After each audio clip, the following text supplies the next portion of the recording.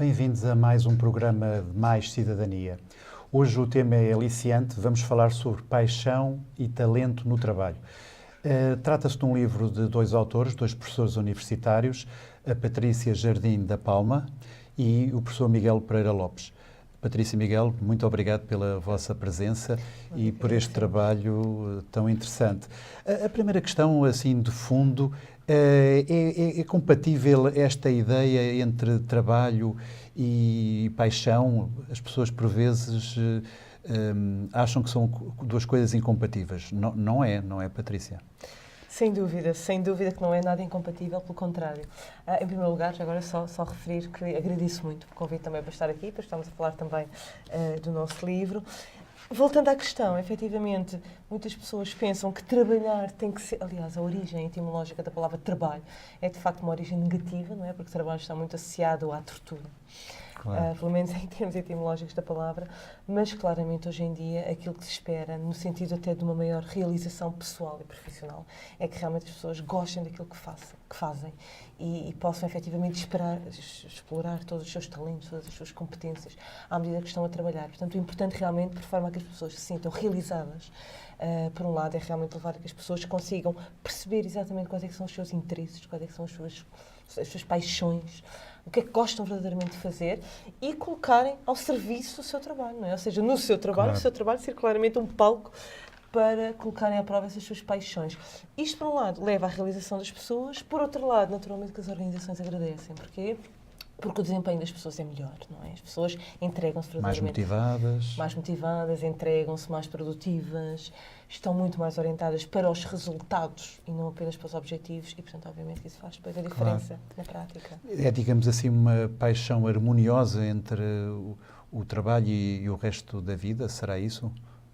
Ou o que é que achas, Miguel? Quer dizer, eu complementando aqui, de facto, como dizia a minha colega, não só são coisas compatíveis, como provavelmente são aspectos que não podem existir um sem o outro, não é?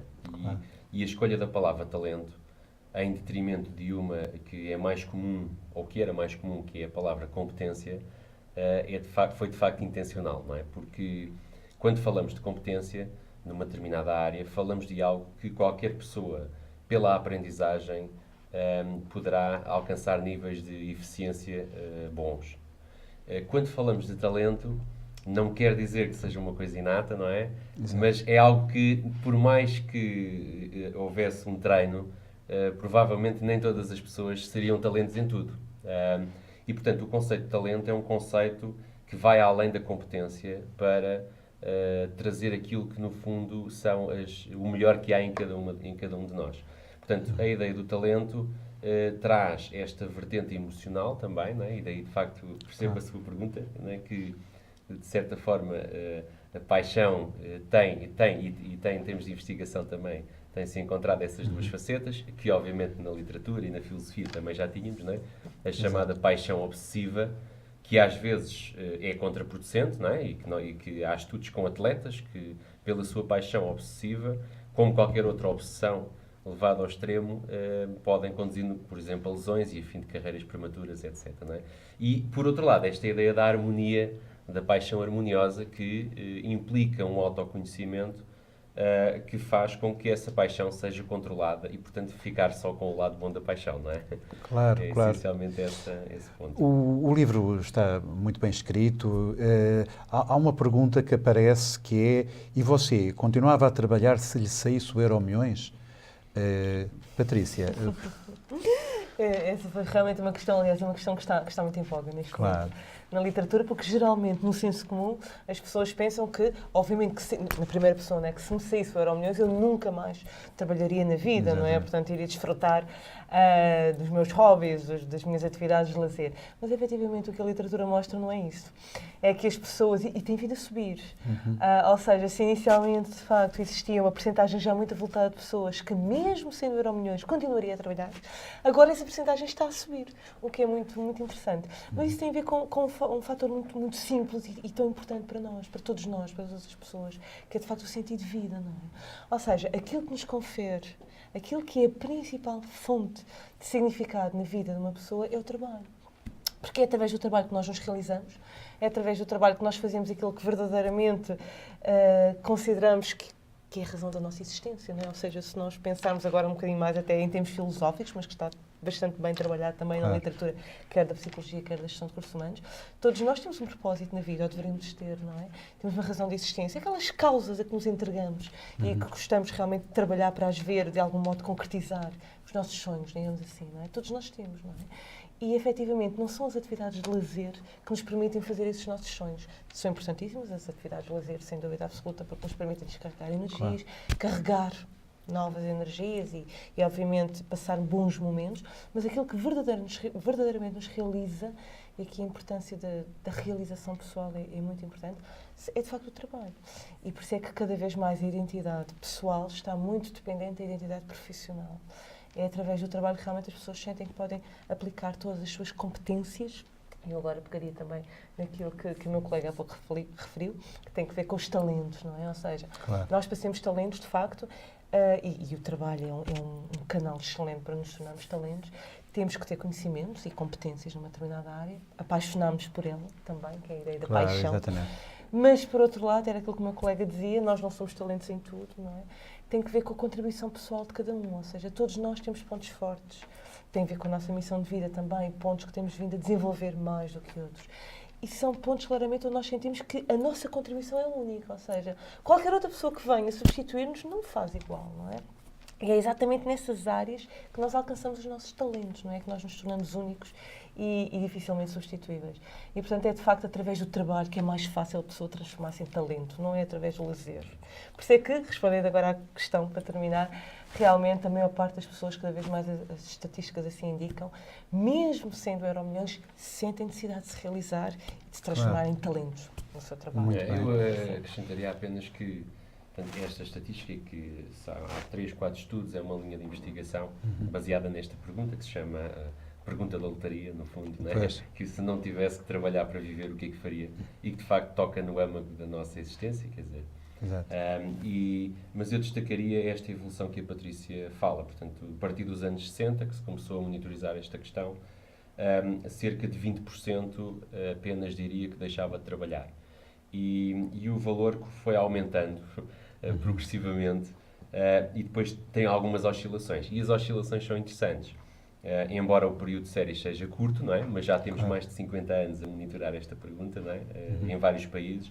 E o que é interessante? Que nos momentos de crise económica, as pessoas estão mais disponíveis para trabalhar do que nos momentos de crescimento económico. Portanto, o que também não deixa de ser interessante, não é? É o lado positivo da crise, se quisermos, ou um dos lados positivos é este, é que se calhar quando tudo corre bem, não estamos para nos preocupar tanto com as questões essenciais da nossa existência, andamos mais em questões hedónicas, não é? De prazer imediato.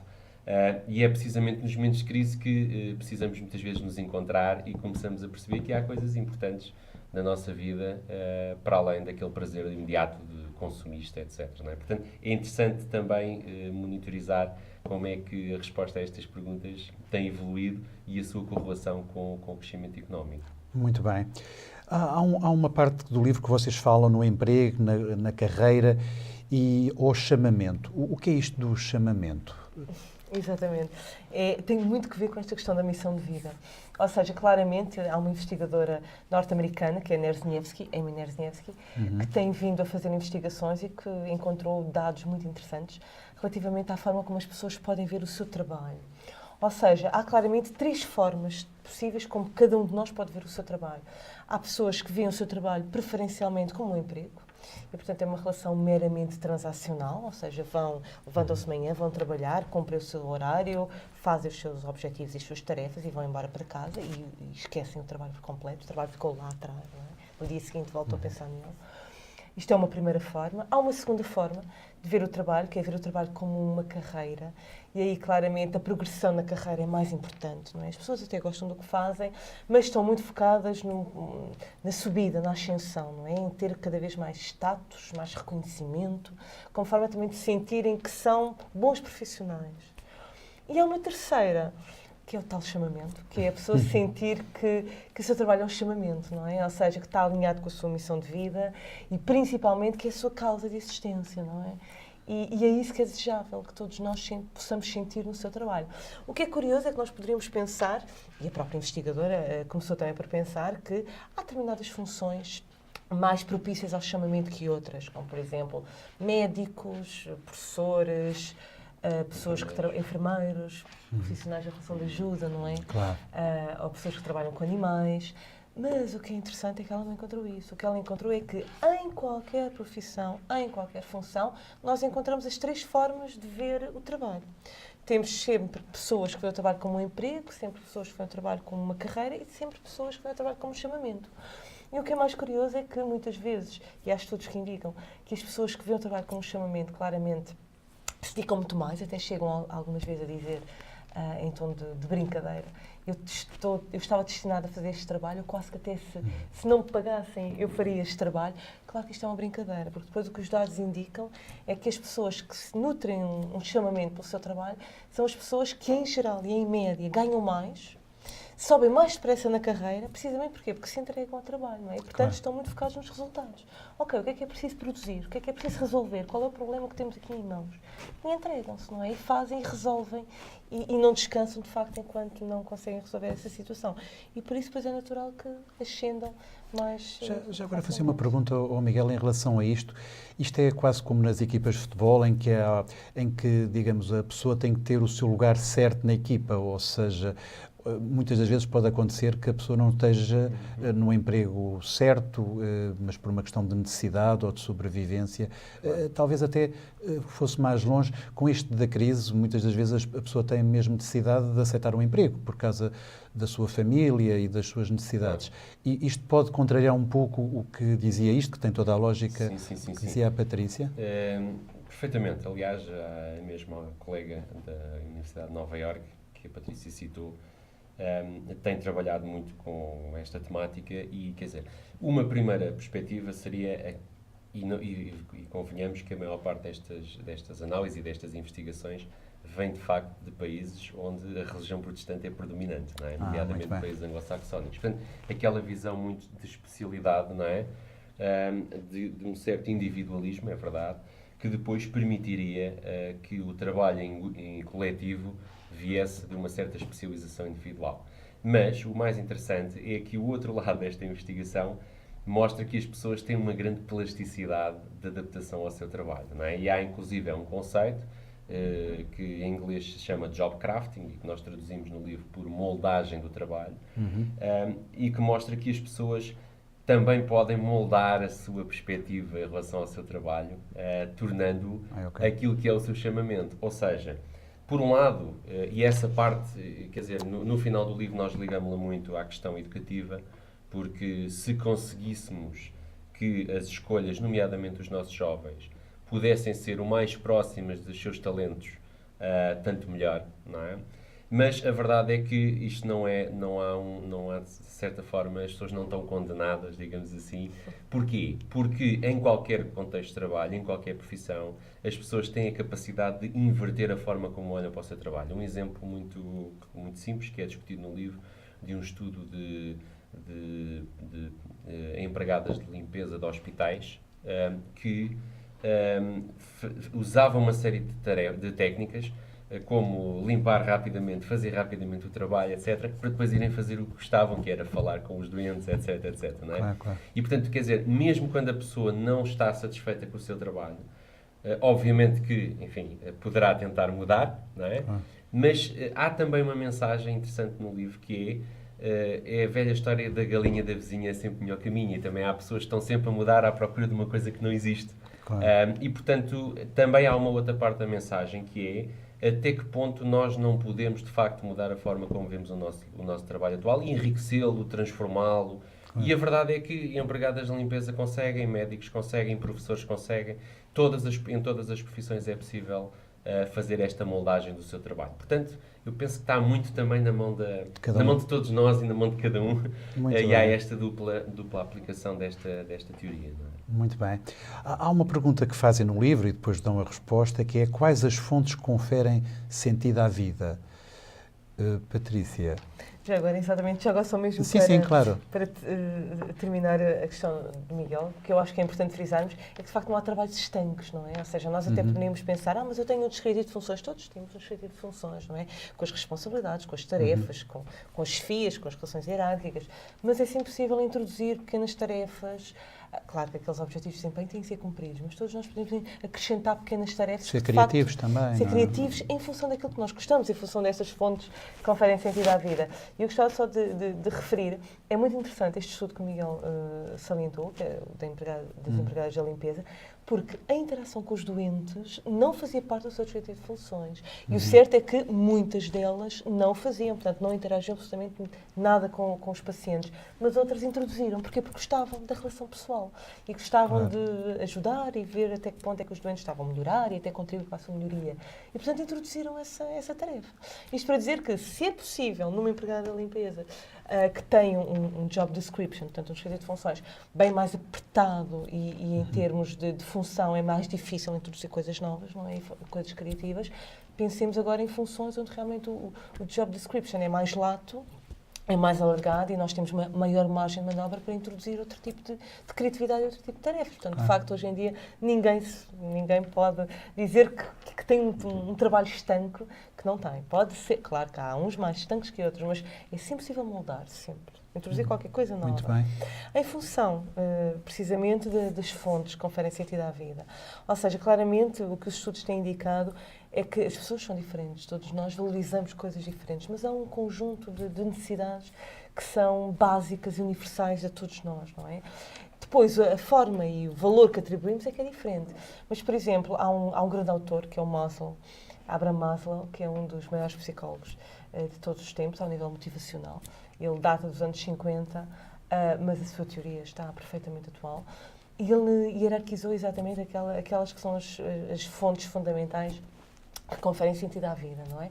Temos desde as necessidades mais básicas, obviamente, fome, comida, sede, até necessidades espirituais, não é? Que são necessidades que têm a ver com a missão de vida. Mas pelo meio temos muitas outras. Temos necessidades como, por exemplo, de segurança. Todos nós temos necessidade de nos sentirmos seguros, de sentirmos que realmente há uma base que nos confere apoio. Necessidades sociais são fundamentais, não é? O ter amigos, estar inserido em grupos, o sermos valorizados no seio do nosso grupo, precisamente por desempenharmos determinado papel. Uns somos mais brincalhões, outras pessoas são mais metódicas. O reconhecimento é uma outra necessidade fundamental, ou seja, o sentir que, em termos profissionais, nós temos alguma coisa a acrescentar, que temos utilidade, que somos úteis, que produzimos a diferença. E a realização pessoal, que é fundamental, ou seja, o quanto é que conseguimos realmente aplicar as nossas competências e viver de acordo com as nossas paixões. Inicialmente, existia uma hierarquia relativamente a este tipo de necessidade e, portanto, considerava-se que há necessidades mais básicas e há necessidades mais sofisticadas. Hoje em dia, considera-se que não há uma ordem hierárquica universal, ou seja, todos nós valorizamos coisas diferentes. Por exemplo, um exemplo muito, muito claro. Há muitas pessoas que preferem sentir-se mais realizadas. A realização profissional, a aplicação das competências é mais importante do que, por exemplo, ter um contrato sem termo, um contrato de trabalho sem termo. Ou vice-versa. Outras que é exatamente o contrário. Ou seja, o importante é, e agora pensando um bocadinho também no papel da gestão, não é? O importante é percebermos exatamente o que é que cada pessoa valoriza e agir em conformidade. E motivá-la, em termos de estratégias motivacionais, motivá-las precisamente em conformidade com aquilo que elas mais valorizam. Não é? Isso é o mais importante. Muito bem. E aqui, talvez, isto tudo vai dar ao otimismo. O Miguel também é um investigador nesta área. Quando se falava nas senhoras da limpeza, o facto delas levarem para além do que deveriam, digamos, as suas funções, provavelmente estão a passar otimismo, não é? E as pessoas, quando se sentem realizadas, o otimismo é uma coisa contagiante. É assim? É assim. Aliás, a minha tese de doutoramento chama-se Boas Vibrações, precisamente porque dos estudos que encetei, a grande conclusão transversal a todos esses estudos é que não era tanto o otimismo individual, era mais o quanto as pessoas conseguem ajudar as outras a sentirem-se otimistas. Portanto, havia aqui um aspecto relacional que era fundamental. Mas, de facto, o otimismo é um campo de estudo muito vasto. E nós publicámos, eu e outros colegas, um artigo numa revista internacional, no Management Research, sobre o otimismo dos portugueses. que não sabemos se é só dos portugueses, mas encontramos uma coisa muito interessante, que é, normalmente o otimismo e o pessimismo são vistos como polos opostos de uma mesma dimensão. Ou seja, a pessoa ou está otimista ou está pessimista. E como os nossos instrumentos para avaliar otimismo fazem várias perguntas, não é? Para despistar, para ver se a pessoa está mesmo a responder com atenção, etc., encontramos numa grande proporção, mais ou menos metade, pessoas que não eram nem otimistas nem pessimistas. Eram aquilo que nós chamamos os otimistas paradoxais. Porquê? Porque achavam que vai correr bem o futuro, vai correr bem. Então, e vai correr mesmo bem? Não, se calhar vai correr mal. Mas vai correr mal ou vai correr bem? Bem, vai correr bem e vai correr mal. E então, quando começámos a detalhar melhor os dados, com as análises fatoriais, técnicas estatísticas, percebemos que, de facto, metade da nossa população tinha esta perspectiva de que vai correr bem, mas também vai correr mal. E depois começámos a pensar, isto faz algum sentido. Uma das pistas que segui com uma aluna de mestrado foi perceber se as pessoas atribuíam diferentes perspectivas temporais a estas crenças sobre o futuro. E, de facto, encontramos isso. Portanto, no fundo, aquilo que temos encontrado é que as pessoas combinam uma espécie de pessimismo de curto prazo com um otimismo de longo prazo, não é? O que é perfeitamente interpretável em termos de um certo sebastianismo, não é? Que é, sim, não, isto vai correr muito mal agora, mas um dia isto vai lá, não é? Devemos de regressar ao nosso otimismo original, não é? E, portanto, isto, quer dizer, as implicações são grandes desta descoberta, ou destes dados, principalmente porque mostram aquilo que está hoje na agenda do otimismo, que é o chamado otimismo realista, não é? Quer dizer, também não vale a pena sermos otimistas quando vamos para o precipício e não queremos ver a realidade, não é? E de certa forma, esta forma de adaptar às expectativas do futuro que temos encontrado na população portuguesa é muito positiva, não é? Não é um otimismo naivo, não é? Portanto, ingênuo, é um otimismo realista, de facto, quer dizer, bom, nós temos que trabalhar para mantermos o nosso otimismo, não é? Claro. E porque também há muitos estudos que mostram as vantagens do pessimismo, não é? O otimismo sozinho pode-nos, de facto, levar a coisas muito más, não é? Enquanto que um certo pessimismo, se combinado com um otimismo, não é? Porque o pessimismo sozinho provavelmente é derrotista, mas se combinado com um certo otimismo, o pessimismo é bom, porque homem prevenido vale por dois. Portanto, se eu acho que a coisa tem possibilidade, então começo logo a pensar em alternativas e tal, e isso é bom em termos de adaptação. Portanto, é de facto uma área muito vasta, mas tem razão, Jorge, quando diz uma coisa que é, sem otimismo não vamos a lado nenhum. Não é? Claro. É preciso realismo, mas sem otimismo não vamos a lado nenhum. O que toca na questão da liderança, que é outro dos tópicos abordados no livro, não é? Muito bem. E em termos de detectar talentos, a ideia provavelmente é detectar o mais cedo possível, não é? De preferência nas crianças. Aí o sistema de ensino deve ser vital para isso, não é? Será que os professores estão preparados para detectar esses talentos? Pois. Bem, essa é uma questão muito importante, não é? Muito importante, porque aquilo que nós vemos muitas vezes é que, de facto, e infelizmente assistimos de forma cada vez mais notória, é que muitas vezes as pessoas chegam a uma determinada fase da sua vida, que são muito jovens ainda, e que percebem que, de facto, acabam por tirar cursos que acham que, afinal, não têm muito jeito, afinal, querem fazer outras coisas, vão para o mercado de trabalho e, afinal, não é bem aquilo que querem. Ou seja, claramente há aqui a noção de que, quando falamos em talentos, e aquilo que o nosso sistema de ensino deve procurar cativar é exatamente perceber que cada pessoa e cada criança pode ser um talento e, portanto, ajudá-la a transformar em talentos. Ora, para nós termos talentos, temos que ter estes 3 pontos essenciais, não é? Por um lado, a competência, temos que ver qual é que é a área onde as pessoas realmente são boas e têm competências, têm know-how, paixões, quais é que são os seus interesses, quais é que são os seus gostos, onde é que elas querem vir a trabalhar e a desenvolver-se cada vez mais, não é? Porque isto também de trabalhar muito dá trabalho, não é? Portanto, a pessoa tem mesmo que gostar daquilo que faz, não é? De outra forma, será mais complicado. E o terceiro ponto, que é aquilo que falámos há pouco, é a noção de contribuição, sentir que tem, de facto, uma contribuição única para dar. Portanto, pensando agora em termos de crianças e de jovens e de política educativa, Naturalmente, o mais importante é tentar perceber exatamente, logo à partida, quais é que são estas 3 áreas nas crianças e nos jovens, ou seja, fazer a avaliação de quais é que são as suas competências, quais são as suas paixões e os seus interesses e onde é que elas podem, de facto, dar uma contribuição única. Portanto, é a partir daí que realmente o sistema educativo deve começar a apontar, não é? Isto é, de facto, Já agora, sim, claro, Miguel. complementar, portanto, nós analisámos na investigação algumas crenças que, de facto, são, de certa forma, mitos, não é?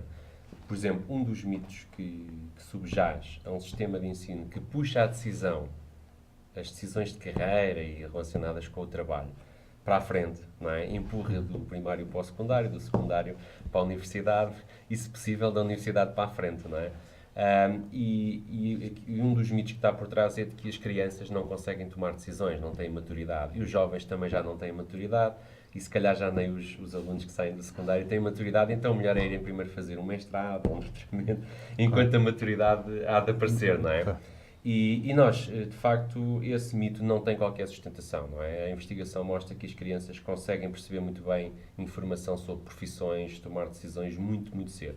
E a prova disso é que países como a Alemanha, como nós investigámos, obrigam, para a grande generalidade dos alunos, a que as decisões de carreira comecem tão cedo como os 12, 13 anos.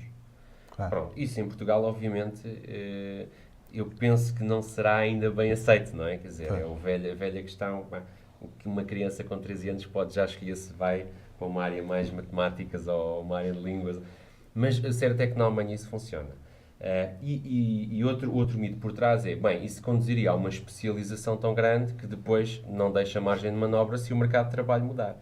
Ora, o que os estudos mostram é precisamente o contrário. Os alunos alemães fazem escolhas precoces no sentido positivo, escolhem cedo, têm mais tempo para se preparar, entram mais cedo no mercado de trabalho e quando o mercado de trabalho muda em termos das competências que precisa, não há problema, porque eles adquiriram as chamadas metacompetências. Portanto, eles aprenderam a trabalhar em equipa, aprenderam a liderar e, portanto, a questão do conteúdo do trabalho é apenas um detalhe adicional. Portanto, eu penso que há, de facto, que desmistificar um pouco isto. Os professores têm um papel, provavelmente, que pode ser melhorado, não é? Nesse campo de detecção e de reforço de determinados talentos que estão já a aparecer em determinados jovens, mas que a própria arquitetura do sistema educativo tem que começar a privilegiar essa escolha o mais precoce possível. Até porque não há, de facto, talentos sem paixão, porque sem paixão as pessoas desistem cedo de um determinado talento, não é? Pode até ser jogar futebol, não é? Começam a jogar futebol, quando perdem o primeiro jogo e o segundo e o terceiro, desistem, não é? E o que é que a investigação mostra? Que é preciso muitos anos, o número que avançamos, que está na literatura, são pelo menos 10 anos a fazer uma determinada atividade para que a pessoa possa, de facto, atingir um nível topo nessa atividade. Portanto, está a ver que 10 anos, isto quer dizer que se um aluno faz uma escolha aos 13 anos, aos 23 anos, ele já estará a um nível de proficiência de topo, não é? Se sair da universidade aos 23 anos e precisar de mais 10, são 10 anos de vida útil de trabalho que nós estamos a perder no nosso capital humano. E depois, obviamente, tudo isto se traduz em diferenças de produtividade, etc, etc. Portanto, não há, de facto, nada escondido por trás da manga, não é? Quer dizer, há países mais produtivos porque têm também sistemas educativos que fomentam mais esta descoberta e este investimento no talento, não é? E nós preferimos fazer as coisas que gostamos de fazer e que fazemos bem e fazemos melhor as coisas que gostamos. Portanto, há aqui um inter-reforço que a escolha antecipada permite, sempre sem tapar as alternativas, obviamente. Quer dizer, não é porque um aluno foi estudar engenharia que não pode mais tarde fazer uma mudança de carreira, não é? Claro. Tudo bem. E os professores aí poderão ter uma função de coaching, digamos assim, na orientação, explicar-lhes, enfim, se escolherem aquela profissão, o que é que vão encontrar, talvez possa haver essa parte, não? Sem dúvida. Portanto, os professores também têm aqui um papel muito importante a dar a conhecer, não é? Isto porquê? Porque geralmente a nossa sociedade, e principalmente os jovens, é natural, também não tiveram ainda tempo para descortinar e conhecer melhor, mas nós vivemos muitos estereótipos, não é? Ou seja, o que é que faz o médico, o que é que faz o enfermeiro, o que é que faz o mecânico de automóveis. E os professores aí podem ter um papel fundamental, claramente, em desmistificar esses estereótipos e dar uma perspectiva mais realista do que é que as pessoas fazem, não é? Nas suas diversas profissões.